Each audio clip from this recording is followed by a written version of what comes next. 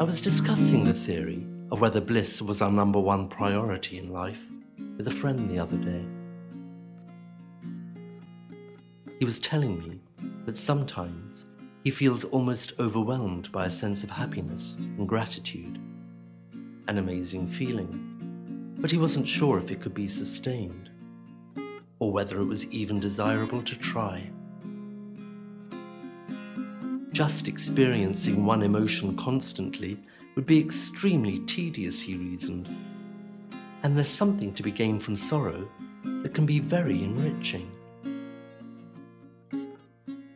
I knew exactly what he meant, but I wasn't entirely convinced. I sensed that intense joy is a complex emotion, one that can embrace the bitterness of sorrow with elation. After all, we're told that religious masters live in a constant state of bliss, and whilst I've never experienced it, I suspect this bliss isn't one-dimensional or monotonous. On the contrary, it's meant to encompass all the complexities of the universe. So as an experiment one night, I asked for this paradox to be explained to me. When I woke up the following morning, I was kind of disappointed that I hadn't had the great revelatory dream I'd asked for. But as I lay there, mentally preparing for the day, I began to think.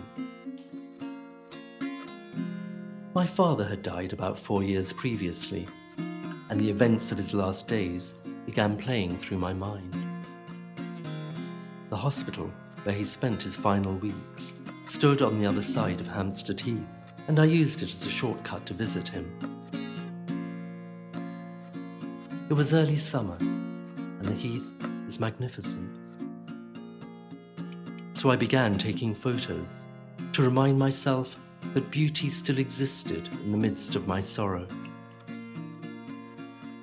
My father's passing, of course, was a desperately sad moment in my life, but it was also an immensely rich one, a time of demonstrating how much we loved each other, a time when everything that needed to be said was said.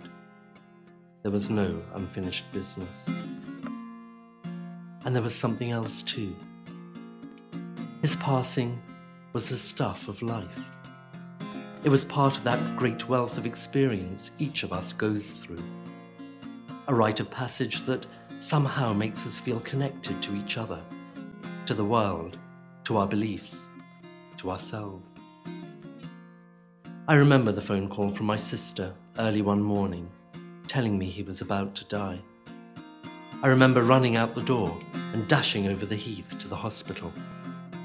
As I ran, I suddenly became aware of a vision shimmering through my tears. In front of me stretched a long path, shaded by trees, that led to a sun-filled glade. I was struck by its beauty and how appropriate a metaphor it was for my father's passing.